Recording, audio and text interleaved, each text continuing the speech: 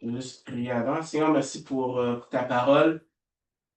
Permets que tu puisses nous convaincre de péché, justice, de jugement, qu'on puisse grandir spirituellement pour apprendre à plus dépendre de toi. Merci pour les ressources que tu donnes et merci parce qu'on est dans un pays libre, parce qu'on a encore l'opportunité de pouvoir se rencontrer et on ne veut pas prendre cela pour acquis, on veut profiter des ressources et des opportunités que tu nous donnes. Glorifie-toi, s'il te plaît, va au-delà de ce qu'on peut penser et agir dans le nom de ton Fils Jésus. Amen.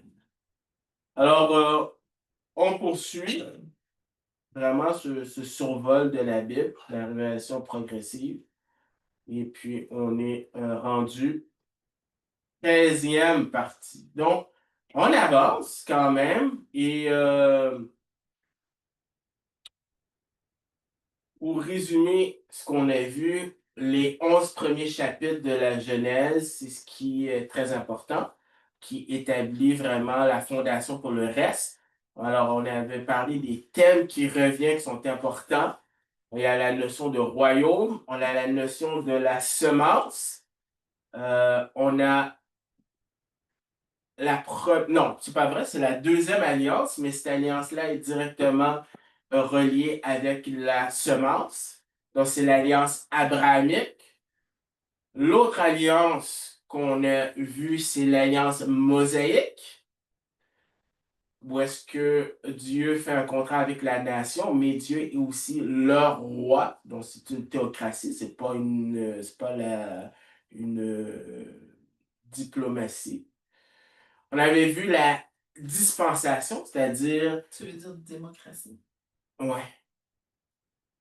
La dispensation de la loi, où est-ce que Dieu donne la responsabilité de gérer ce que à la nation d'Israël, comment administrer la loi.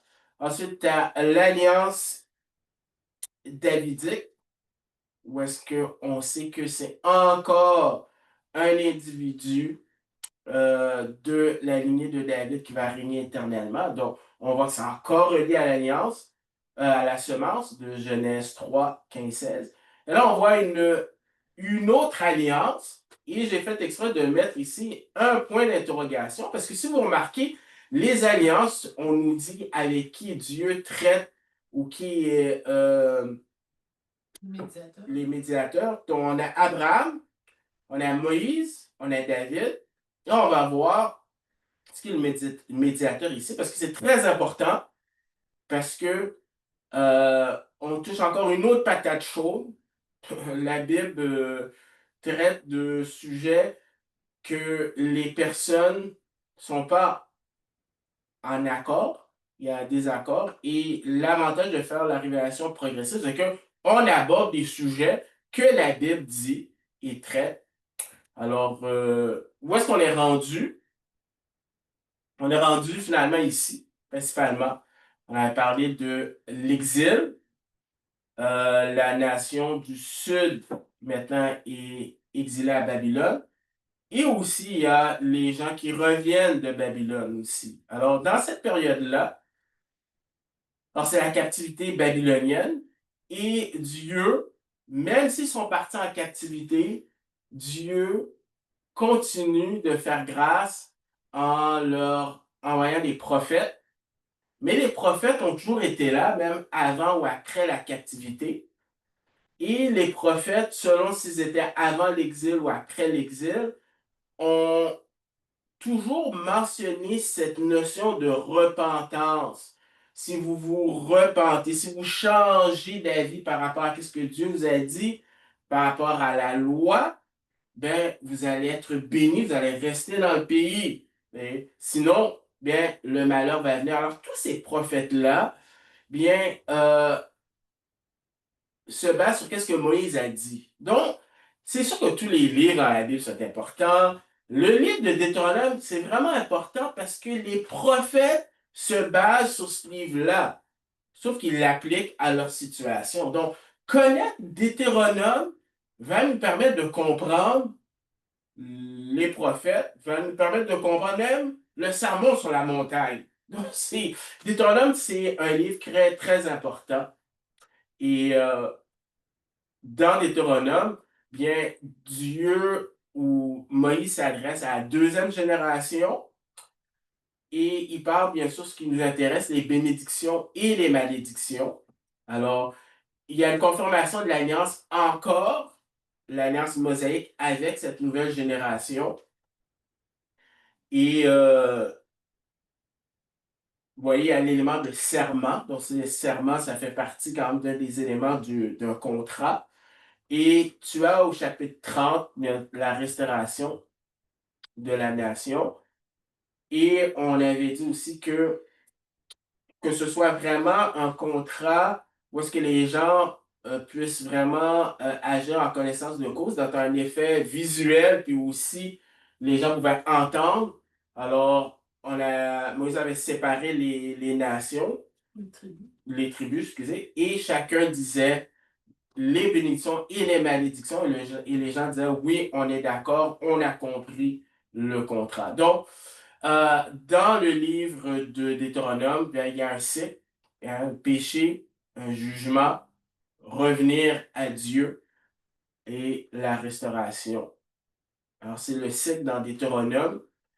Et le mot en hébreu, c'est revenir, mais ça a la même, c'est traduit en français par repentance aussi. Donc, il y a un élément qui est un changement d'attitude qui amène à un comportement, à un changement concret. Donc, dans la loi, qu'est-ce que Deutéronome 30 dit? Lorsque toutes tes choses t'arriveront, la bénédiction et la malédiction que je mets devant toi, si tu les prends à cœur au milieu de toutes les nations chez lesquelles l'Éternel, ton Dieu, t'aura chassé. Donc, ils sont même pas encore rentrés dans le pays, mais Moïse leur dit déjà d'avance qu'ils vont être exilés, mais que c'est pas la fin. Hein. Si tu reviens, donc revenir, te repentir, chouve, c'est tous des synonymes, à l'Éternel ton Dieu, et si tu lui obéis de tout ton cœur, de toute ta âme, ainsi que tes enfants, donc il y a un élément de sanctification, en te conformant à tout ce que je te prescris aujourd'hui. Alors, c'est des gens qui sont déjà sauvés. Mais dans leur sanctification, s'ils décident de mettre en pratique ce que Dieu leur dit, alors l'Éternel, ton Dieu, ramènera tes déportés et aura compassion de toi. Il te rassemblera encore du milieu de tous les peuples parmi lesquels il t'aura lui-même dispersé. C'est intéressant parce que on est rendu dans la section où ils sont déjà en exil. Même si tu étais exilé à l'autre extrémité du ciel, l'Éternel, ton Dieu, te rassemblera de là. Il ira te chercher jusqu'à là. L'Éternel, ton Dieu, te ramènera dans le pays que tes ancêtres possédaient et tu le posséderas.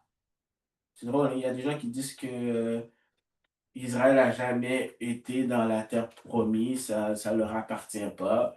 Déjà, donc Dieu est en train de dire non, c'est le pays de tes ancêtres. L'Éternel, ton Dieu, circoncira ton cœur et celui de ta descendance, et tu aimeras l'Éternel, ton Dieu, de tout ton cœur, de toute ton âme, afin de vivre. Vivre, c'est-à-dire rester dans le pays. S'ils étaient déjà sauvés. Mais là, maintenant, ils vont pouvoir rester dans le pays. C'est pas encore arrivé, moi, je dis. Regarde, je mets aujourd'hui devant toi la vie et le bien, ou la mort et le mal. En effet, je te prescris aujourd'hui d'aimer l'Éternel ton Dieu, de marcher dans ses voies, de respecter ses commandements, ses prescriptions et ses règles, afin de vivre. Quand je dis toujours que vivre, c'est pas le salut. C'est pas une question d'aller en enfer ou d'aller au ciel. et de te multiplier afin que l'Éternel, ton Dieu, te bénisse dans le pays dont tu vas entrer en possession. Mais si ton cœur se détourne de lui, si tu ne lui obéis pas, si tu te laisses entraîner à te prosterner devant d'autres dieux et à les servir, je vous déclare aujourd'hui que vous périrez. Vous ne vivrez pas longtemps sur le territoire. Donc, c'est juste pour confirmer que quand il parle de vivre, il parle de physiquement. Vous ne vivrez pas longtemps sur les territoires dont vous allez prendre possession une fois le jardin passé. Qu'est-ce que tu dis? Jardin. Ouais. J'en prends aujourd'hui à témoin contre vous le ciel et la terre. J'ai mis devant toi la vie et la mort, la bénédiction et la malédiction. Choisis la vie afin de vivre, toi et ta descendance, en aimant l'Éternel ton Dieu, en lui obéissant et en t'attachant à lui. Oui, c'est lui que dépend ta vie et sa durée. C'est ainsi que tu pourras rester dans le pays que l'Éternel a juré à tes ancêtres, Abraham, Isaac et Jacob. Donc, ils ont un choix, la bénédiction ou la malédiction. Donc, on parle dans cette section-là, de bénédiction versus malédiction, dispersion et rassemblement, retour à Dieu, l'héritage de la terre, la circoncision du cœur. Alors, donc, il y a un retour tout partout. Et il termine en faisant mention de l'alliance abrahamique que Dieu a promis, on a vu ça dans Genèse 15, un pays pour toujours. Alors, il y a un dilemme. Comment réconcilier l'alliance abrahamique que Dieu promet un pays qui vont rester, mais en même temps, il y a l'alliance mosaïque qui dit, si tu ne m'obéis pas, je vais te quitter, te chasser du pays. Puis en plus, t'es pas capable d'obéir. Et comme on avait vu, l'alliance mosaïque, ben, ils ont échoué. Ben, c'est Jérémie 31 à 34 qui parle de la nouvelle alliance. C'est pas le seul texte qui parle du concept de la nouvelle alliance, mais c'est le seul texte dans l'Ancien Testament où est-ce que tu as le mot nouvelle alliance. Donc, on regarde, ils sont en déportation. Quand Jérémie dit ça, s'ils ne sont pas en déportation, ils sont sur le point d'aller en déportation. Et Jérémie parle de cela. Alors, dans la révélation progressive, on aborde plusieurs sujets. Un des sujets qu'on va aborder, un des sujets, c'est on va parler de l'esprit, la pneumatologie, du salut, de la fin des temps et aussi de l'étude sur Israël. Donc, c'est des points qui sont importants à comprendre et que Jérémie parle. Alors, voici les jours, dit l'Éternel, où je ferai avec la maison d'Israël et la maison de Juda une alliance nouvelle. Alors, quand on parle voici les jours viennent, ça a toujours une connotation future. Quant à ce terme-là, on parle toujours de la fin des temps. Mais au verset 27 à 30 que je vais lire, parce que il y a un contexte avant le verset 31. Alors, dans Jérémie 31, au verset 27, alors, dans la version, c'est Colombe. Voici, alors il y a vraiment, c'est emphatique là, voici que les jours viennent. Hein. Donc, il y a vraiment un aspect futur, oracle de l'Éternel, où j'ensemencerai la maison d'Israël et la maison de Juda d'une semence d'hommes et d'une semence de bêtes. Parce que quand il y a la guerre, et surtout le contexte de déportation, là, tout est ravagé. Le pays, les gens meurent ou ils sont partis en exil. Et Dieu dit à Jérémie, par la bouche de Jérémie, que il va se passer quelque chose.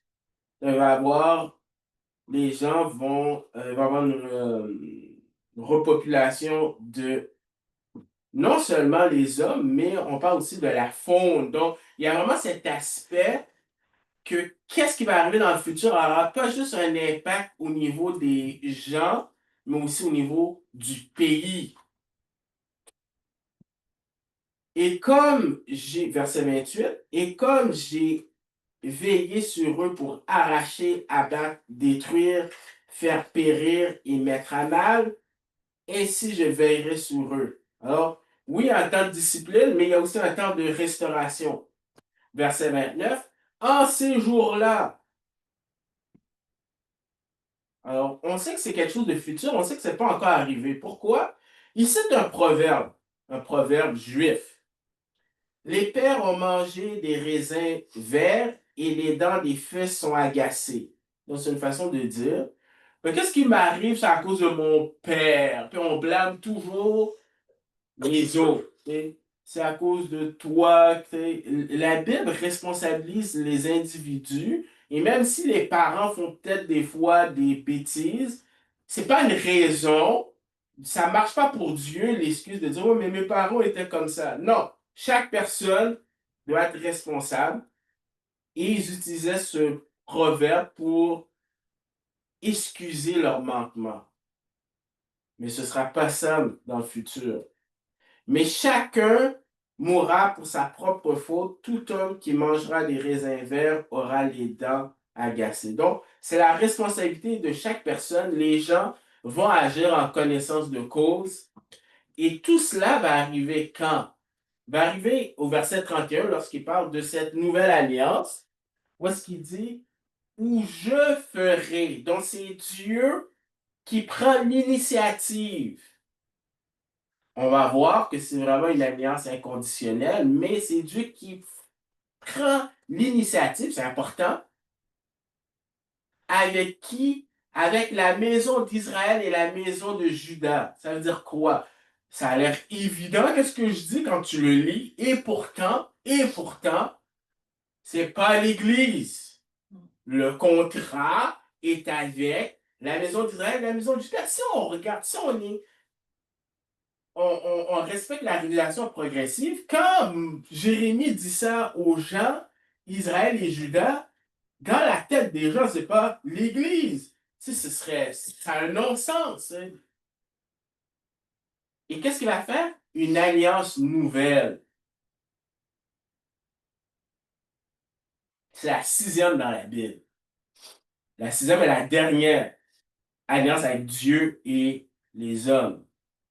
Et c'est important de se rappeler encore une fois, c'est quoi les prérequis de l'alliance? Au moins deux groupes impliqués. Ici, on pourrait dire Israël et Juda, mais on pourrait dire aussi Israël l'ensemble. Deux groupes. L'Église n'est pas mentionnée dans ce groupe-là. Des termes spécifiques.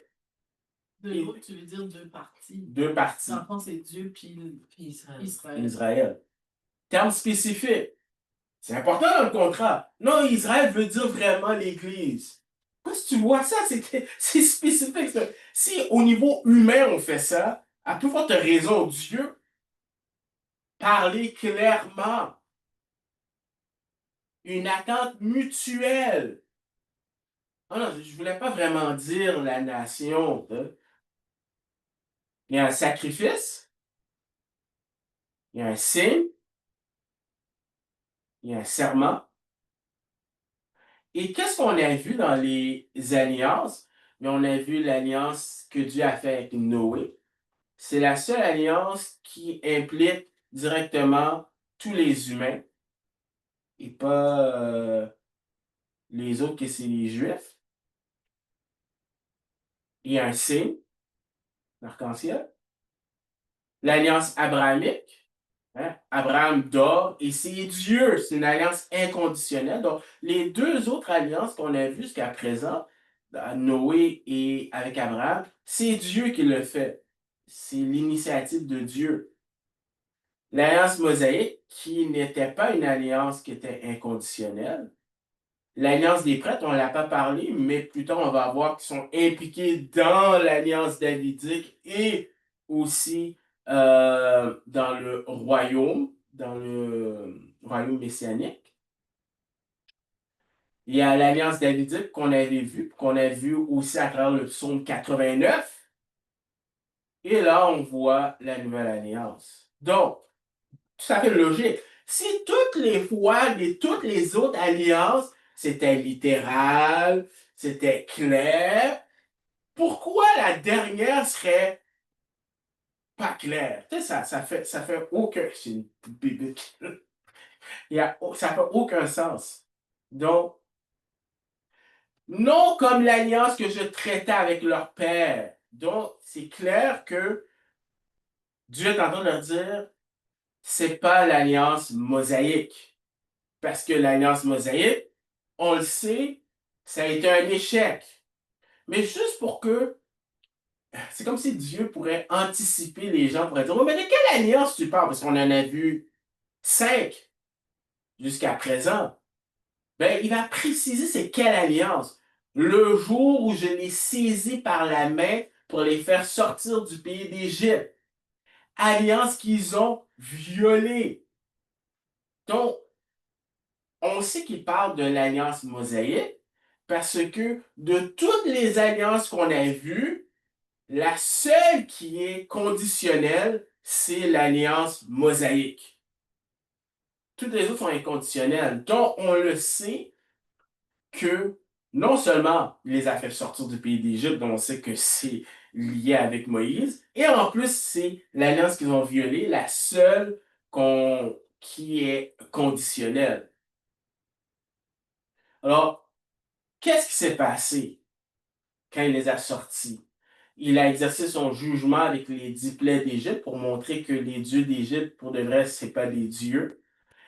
Et en faisant ce qu'il a fait, bien, au fur et à mesure, peut-être que ça s'est passé pendant une période de 8 mois, je ne sais pas, une longue période, au fur et à mesure, les gens ont cru, Israël vit la grande puissance que l'Éternel avait déployée contre les Égyptiens, et le peuple craignit l'Éternel et crut à l'Éternel et à Moïse, son serviteur.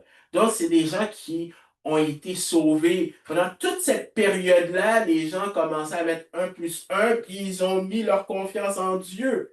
Et le résultat, c'est que en tant que nation, ils ont été rachetés, mais individuellement, pendant toute cette période de temps, les gens mettaient leur confiance en Dieu. Et ils sont partis, ils se sont rendus au mont Sinaï, et là, Dieu leur donne les 10 commandements et les 613 lois.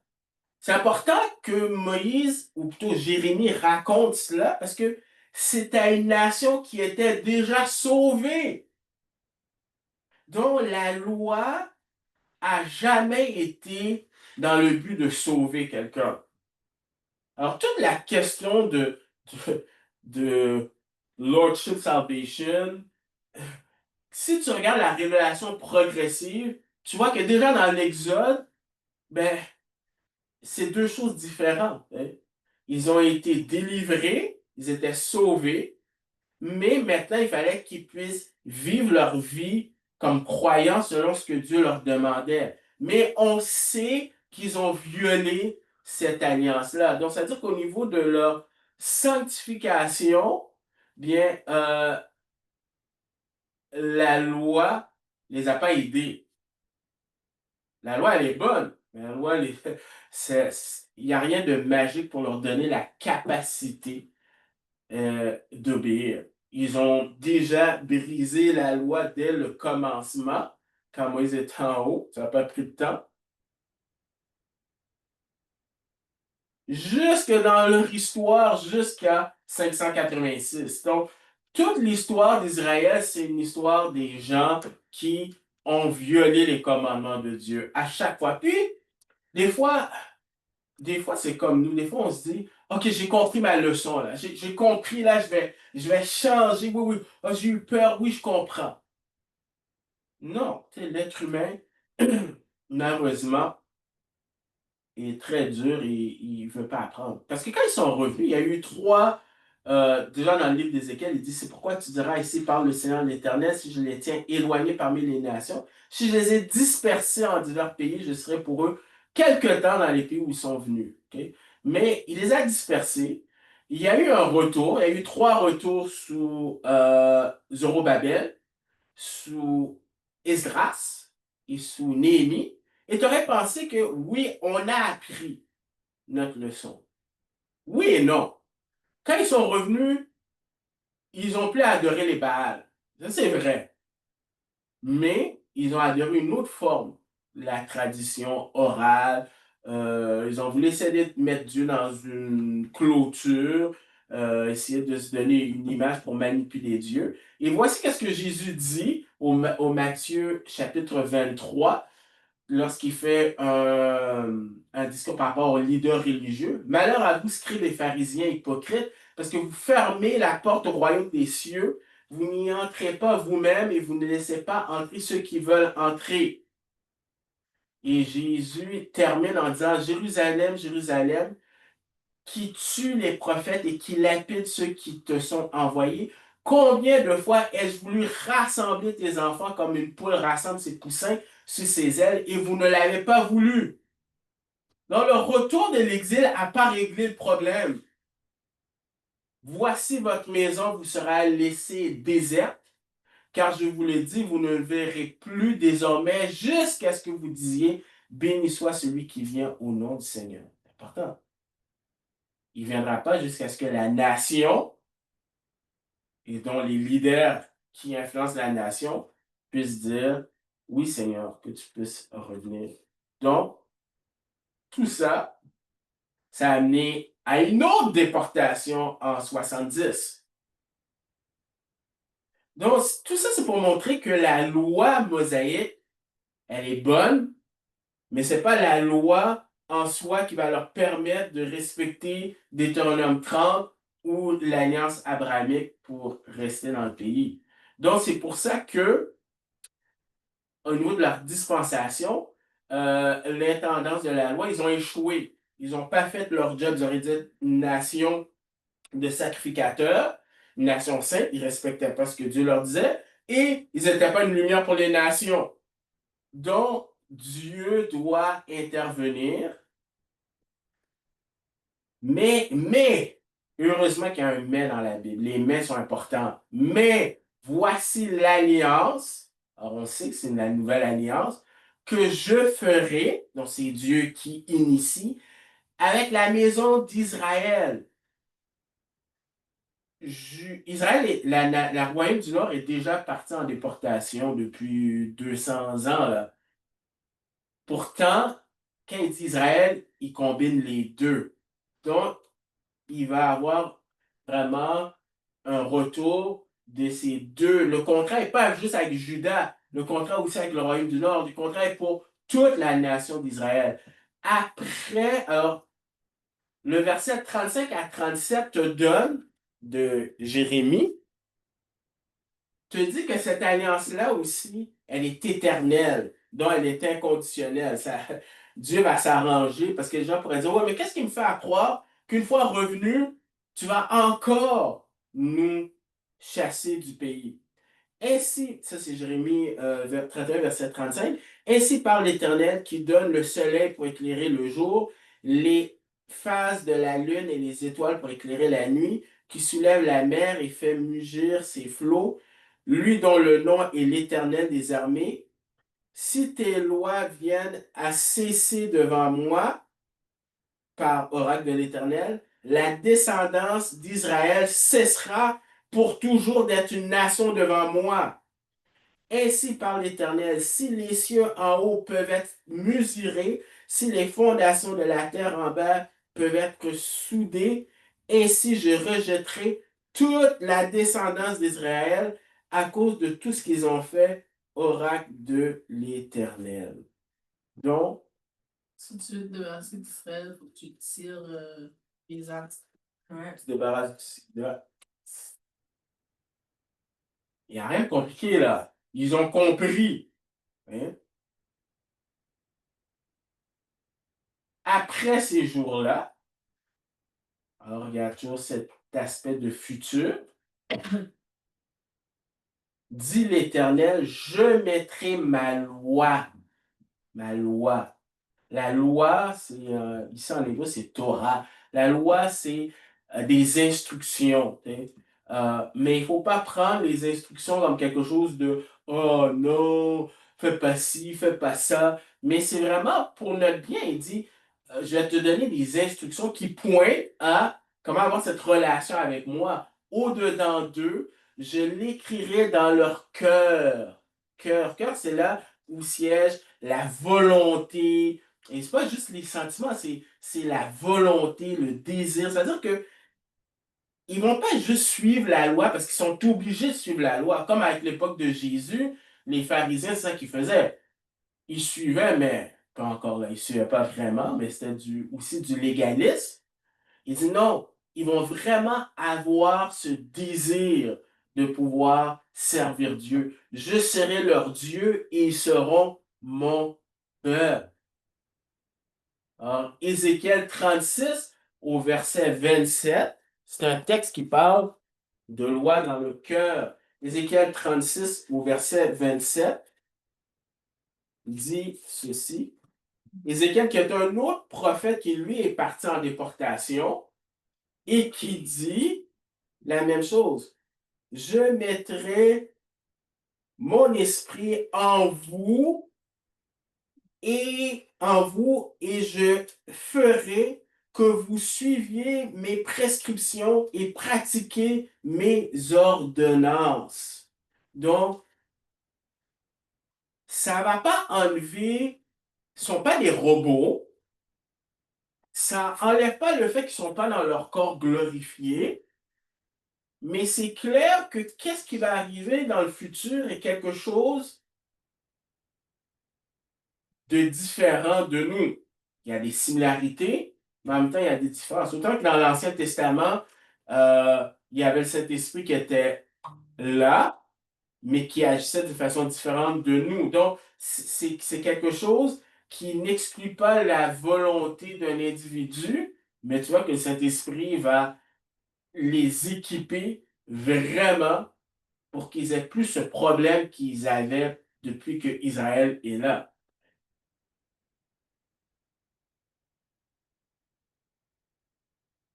Et ils seront mon peuple.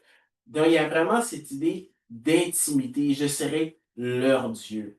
Et combien de fois qu'Israël a toujours été avec des idoles? Et qu'est-ce que Exode, verset 29, 45, 46 dit? Je demeurerai au milieu des Israélites et je serai leur Dieu. Ils reconnaîtront que je suis l'Éternel, leur Dieu, qui les a fait sortir du pays d'Égypte pour demeurer au milieu d'eux. Je suis l'Éternel, leur Dieu. Ça a toujours été l'intention de Dieu d'être avec eux, mais ils n'avaient pas cette intimité qu'ils auraient pu avoir. Et euh, ils n'ont pas besoin d'intermédiaire. Tu sais, il va être leur Dieu. Il continue, il dit, celui-ci n'enseignera plus son prochain, ni ni celui-là en disant, connaissez l'Éternel. Alors celui-ci n'enseignera plus son prochain. Donc, il n'y aura plus l'idée d'exhortation. On sait que les scribes et les lévites enseignaient, puis on sait que dans Ézéchiel, puis dans deux textes de Jérémie, il y a encore des prêtres qui sont là.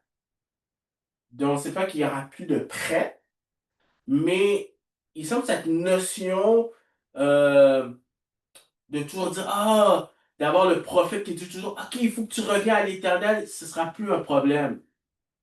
Parce qu'ils vont dire, connaissez l'Éternel. Connaître, c'est souvent utilisé des fois dans un contexte d'intimité dans le mariage, mais c'est plutôt l'idée c'est pas juste une connaissance intellectuelle de Dieu, mais c'est une expérience. Ils ont vraiment quelque chose qu'ils n'ont jamais eu dans leur histoire. Connaissez l'Éternel, car tous me connaîtront depuis le plus petit jusqu'au plus grand, dit l'Éternel. Donc, ça a un impact vraiment au niveau de toute la nation, hein.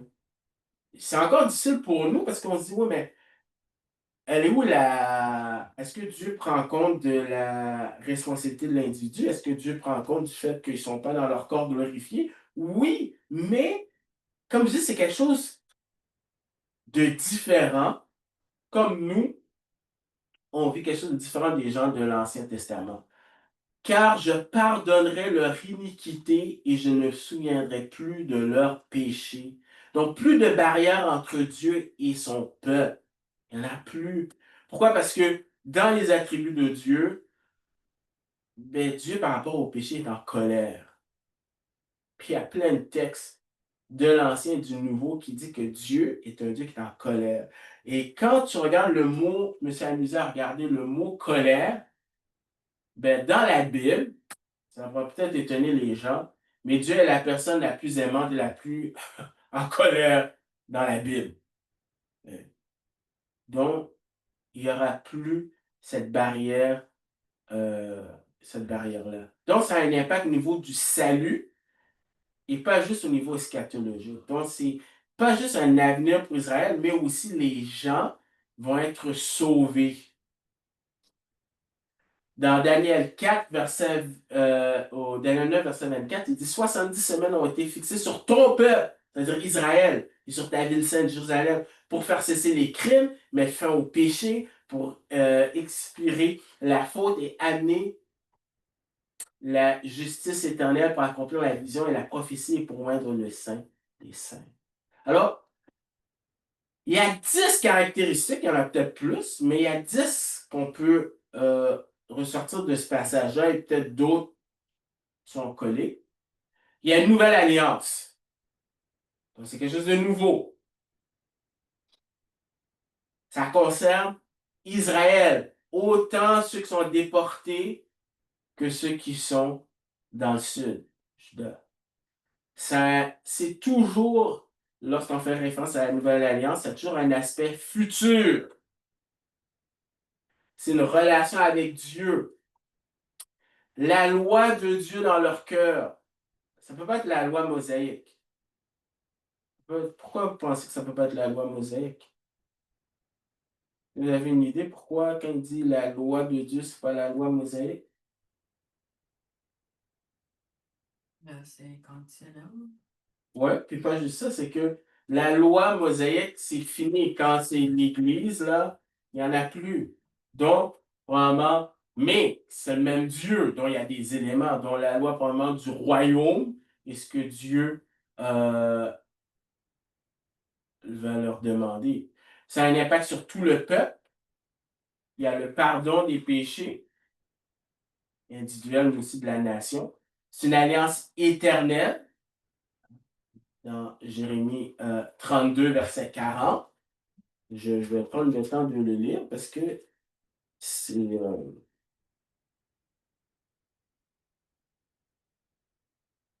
Je conclurai avec eux une alliance éternelle et je ne me détournerai plus d'eux. Je leur ferai du bien et je mettrai ma crainte dans leur cœur afin qu'ils ne s'écartent pas de moi.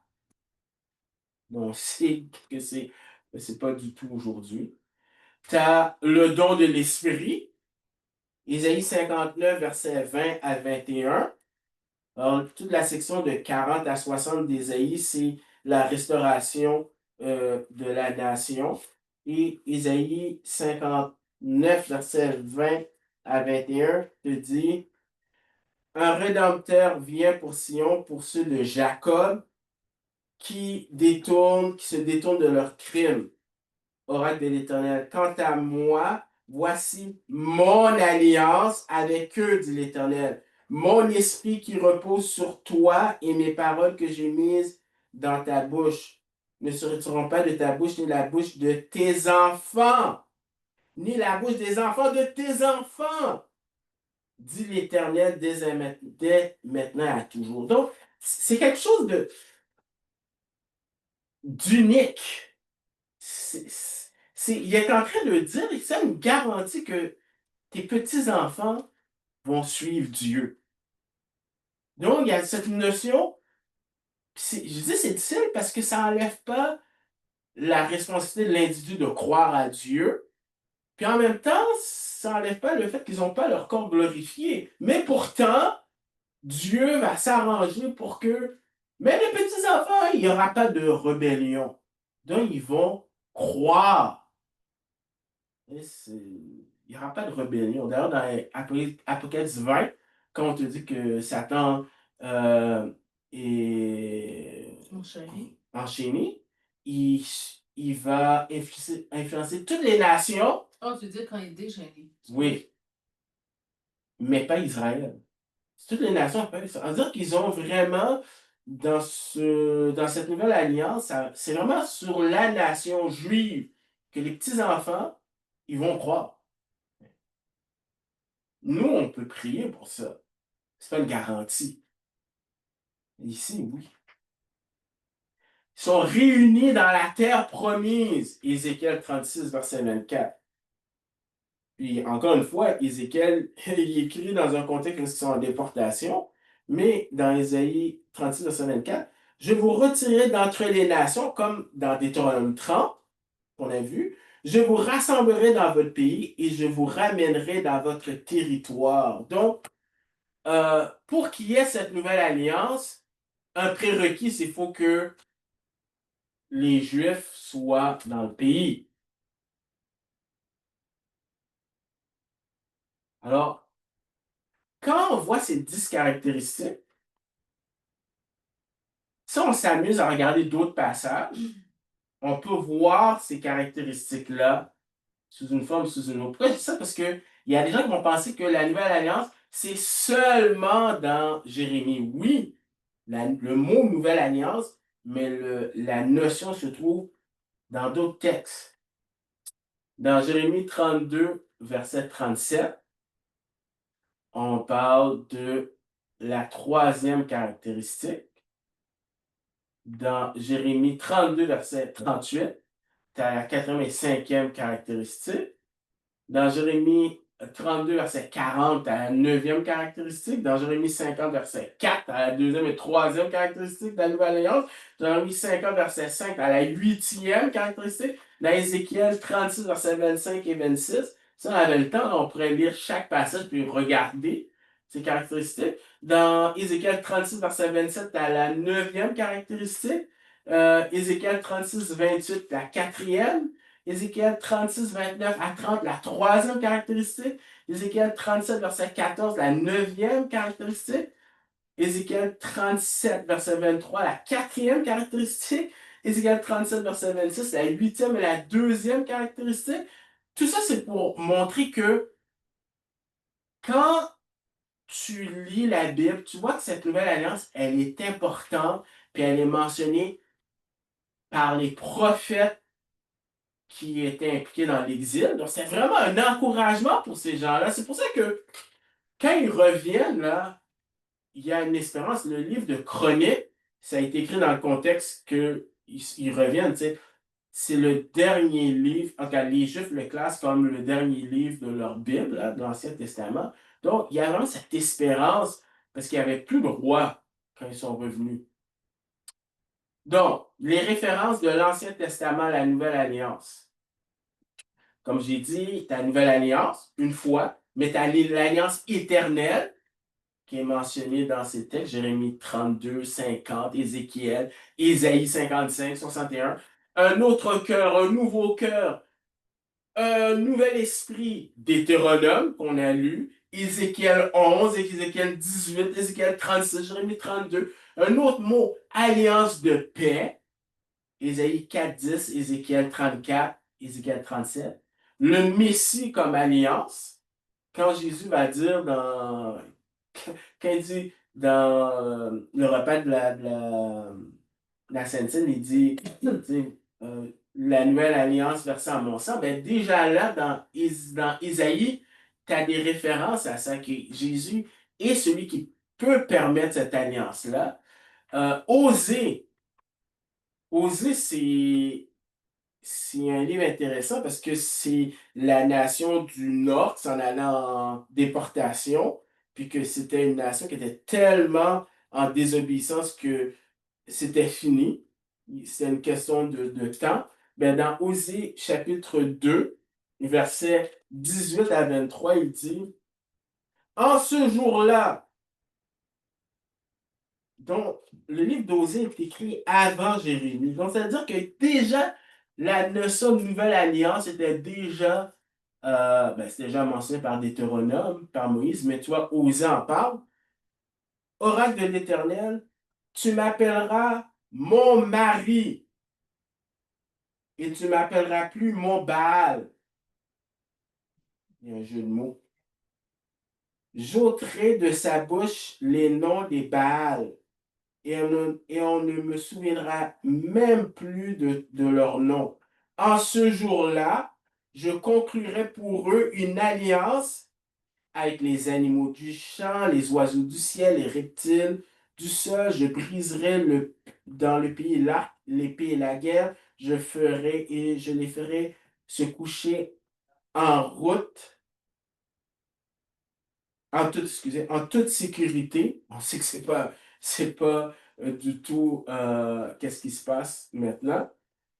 Je te fiancerai à moi pour toujours. Je te fiancerai à moi avec justice et droit, loyauté et compassion. Je te fiancerai à moi avec fidélité et tu reconnaîtras l'Éternel. En ce jour-là, j'exaucerai oracle de l'Éternel. Donc, il s'adresse au royaume du Nord, mais avec le royaume du Nord, c'est la nouvelle alliance. Donc, c'est pas juste Juda, mais c'est aussi le royaume euh, du Nord. Ésaïe aussi, qui était du royaume du Sud, mais avant la déportation euh, de Juda, mais il parle de cette alliance-là aussi. Alors, si on veut, dans cette alliance, il y a des éléments qui sont spirituels, puis il y a des éléments qui sont physiques, spirituels. La loi qui écrit dans leur cœur, une relation personnelle intime avec Dieu, une connaissance relationnelle avec Dieu, le pardon des péchés, l'esprit qui habite dans le croyant, la crainte de Dieu placée dans le cœur pour qu'ils obéissent. Mais il y a aussi un aspect physique. C'est important.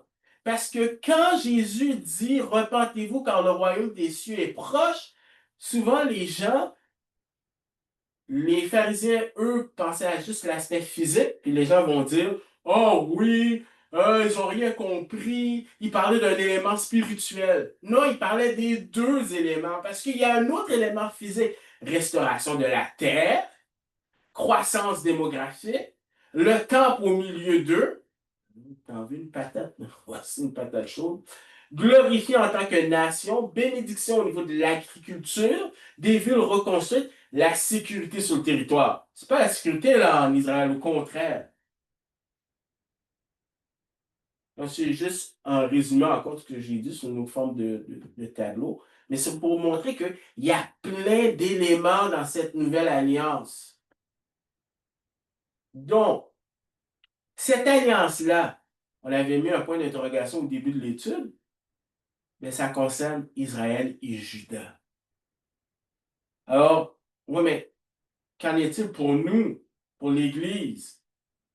Ben, on verra quand on arrivera à l'Église. Je ne peux pas tout de suite parler de ça. Il faut que ce soit clair dans notre tête que c'est un contrat.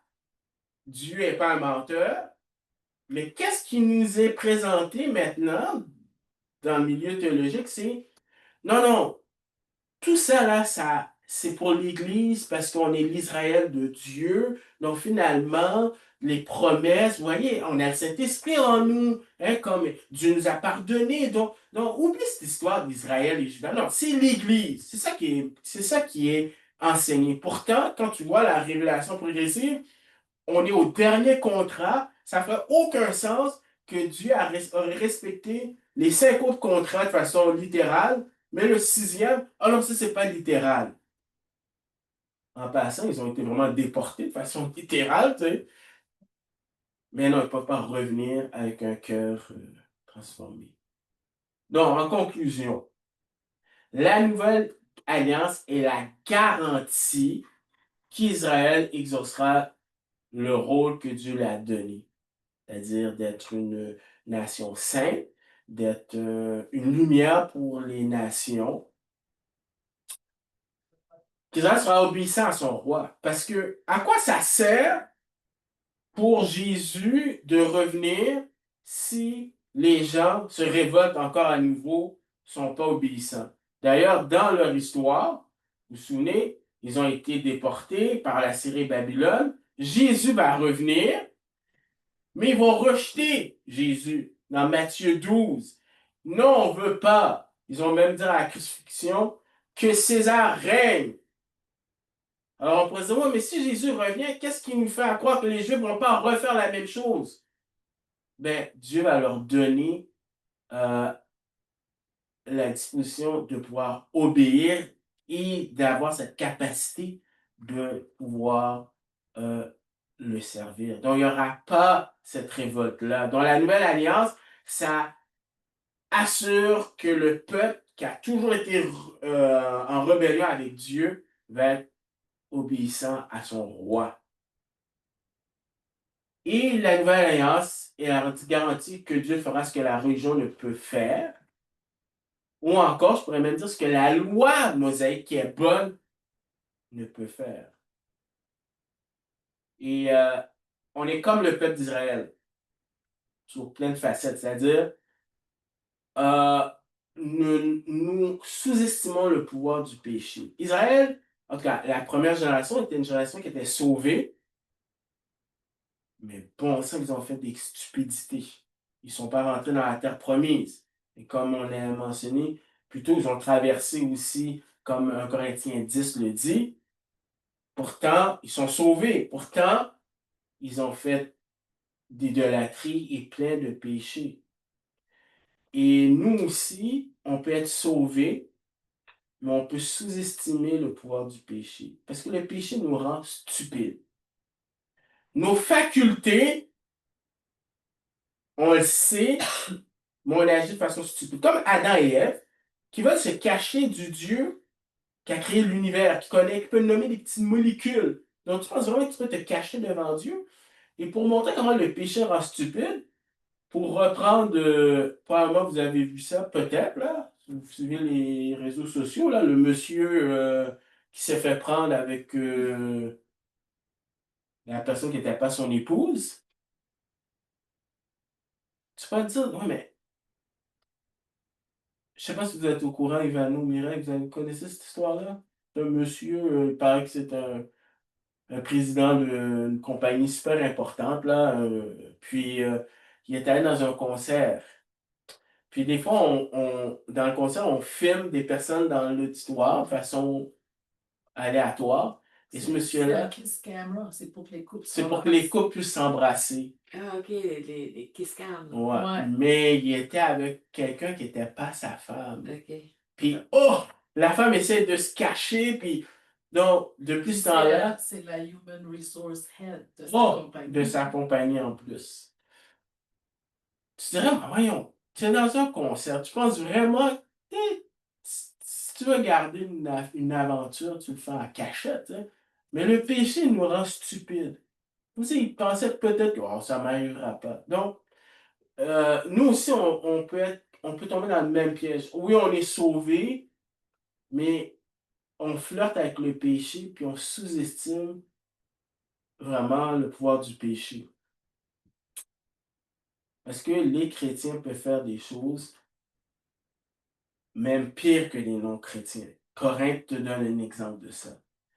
En même temps, nous avons moins d'excuses qu'eux. On a moins d'excuses que les gens de l'Ancien Testament parce que dans l'Ancien Testament, ils n'avaient pas le Saint-Esprit qui était dans tous les gens et qui exerçait un rôle différent. Saint-Esprit, maintenant, exerce un rôle pour vivre notre vie chrétienne. Tandis que dans l'Ancien Testament, c'était pour des tâches qui n'étaient pas nécessairement reliées à des choses spirituelles. Donc, on a vraiment une ressource extraordinaire. On a Dieu qui nous aide. La vie chrétienne, normalement, c'est ça que Dieu nous demande. Les épîtres, c'est de grandir. On applique ce que Dieu nous demande, on grandit spirituellement. Le problème, c'est que le chrétien, il y a des gens qui vont dire que ça n'existe pas un chrétien charnel, mais oui, ça existe. Mais c'est pas parce que ça existe qu'il faut qu'on accepte ça. Parce que c'est pas le désir de Dieu. Le problème, c'est qu'on peut vivre comme ça. Et c'est pas ce que Dieu demande. Et quand on vit comme ça, c'est parce que on sous-estime, on n'est pas dans notre corps glorifié. Donc, la Bible de Corinthiens nous dit de marcher par la foi. Donc, on peut, comme chrétien, être esclave du péché puis attrister le Saint-Esprit, ou on peut marcher par l'Esprit et Dieu nous donne les ressources pour pouvoir dire non au péché. Mais la clé, c'est tout comme le peuple juif trouve une repentance, nous, on doit confesser, reconnaître notre manquement, pas trouver d'excuses, pas blâmer maman, pas blâmer papa, pas blâmer les circonstances, dire non, j'ai péché. Et ça, c'est la clé. Dans l'Épître aux Galates qu'on avait dit, Paul avait dit de ne...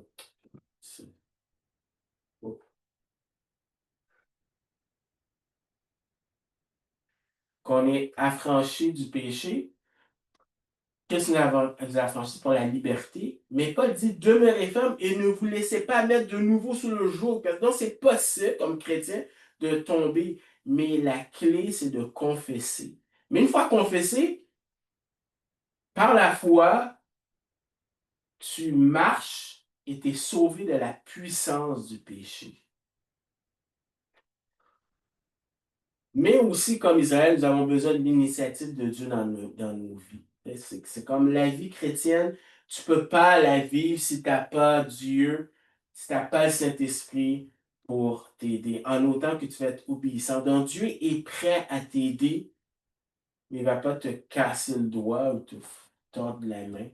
Mais souvent, avec l'histoire de Lot, on a vu vraiment Dieu qui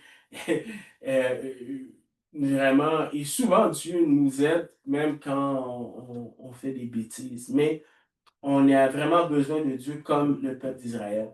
Et la nouvelle alliance te montre aussi le caractère de Dieu. C'est tellement important. Dieu demeure fidèle. Il demeure fidèle. C'est une gifle quand ce que Dieu dit d'Israël, on dit, oh non, ça c'est pour l'Église. Tu es en train de dire que Dieu est un menteur. Tu attaques le caractère de Dieu. Et les alliances, ben, ça devrait nous aider à faire confiance à Dieu. C'est-à-dire que quand la Bible dit celui qui a le Fils a la vie, celui qui n'a pas le Fils n'a pas la vie, mais celui qui a le Fils a la vie, ben, même s'il y a des jours où je ne me sens pas sauvé, honnêtement, là, Dieu s'en balance dans ce sens-là. T'es sauvé parce qu'il l'a dit. Puis plein de chrétiens vivent une vie qui sont déchirés parce qu'ils disent est-ce que je suis sauvé, est-ce que je ne suis pas sauvé? Puis ça a des conséquences vraiment terribles parce qu'en bout de ligne, on ne fait pas confiance à qui est Dieu. Puis, c'est pas pour rien que dans la révélation, Dieu revient avec des contrats, il met son honneur en jeu pour que quand la Bible te dit des promesses, hein, te dit que quand tu vas mourir, tu vas être avec lui. Quand la mort va venir, là, c'est des textes qui vont te rappeler le caractère de Dieu, qui va te permettre de dire, je peux mourir. Oui, c'est sûr, j'ai peur de l'inconnu, parce que quand même, on n'a jamais vécu ça, mais oui, je peux lui faire confiance. Quand tout va mal, de dire que je ne te délaisserai pas, je t'abandonnerai point, c'est important. En autant qu'on le connaisse. C'est-à-dire que si tu ne lis pas ta Bible, si tu ne connais pas qui est Dieu, si tu n'apprends pas à mettre en pratique ce que Dieu te dit, mais comment tu vas pouvoir faire confiance à Dieu? Donc, même si c'est un texte qui parle de la nouvelle alliance pour Israël, ça a quand même un impact sur nous parce qu'on apprend qui est Dieu. Et quand tu apprends qui est Dieu, puis son caractère, ça fait une différence dans ton quotidien. Donc, euh, comme j'ai dit, la nouvelle alliance, ben, c'est quoi le lien avec l'Église? Bon, on y arrivera quand on touchera l'Église. Ouais, bah, j'ai plein de questions. Mais il faut commencer par la révélation progressive. Et la prochaine fois, donc, on verra qu'est-ce qui vient après cette nouvelle alliance-là. Donc, je vais prier. Seigneur, merci pour ta parole. Merci parce que tu es un Dieu qu'on peut faire confiance. Pardonne-nous parce qu'on est incrédule, on écoute toujours ce que Satan nous dit, ce que le monde nous dit. Dieu a-t-il réellement dit? Ben, ta parole dit oui, on peut te faire confiance. Pardonne-nous parce qu'on est souvent incrédule et la vie chrétienne, c'est une vie qui marche par la foi, mais pas une foi aveugle, une foi sur qui tu es. Et l'histoire démontre que tu es un Dieu qui ne ment pas. Apprends-nous à se rappeler, comme on a chanté, tu es vraiment le rocher dans nos vies.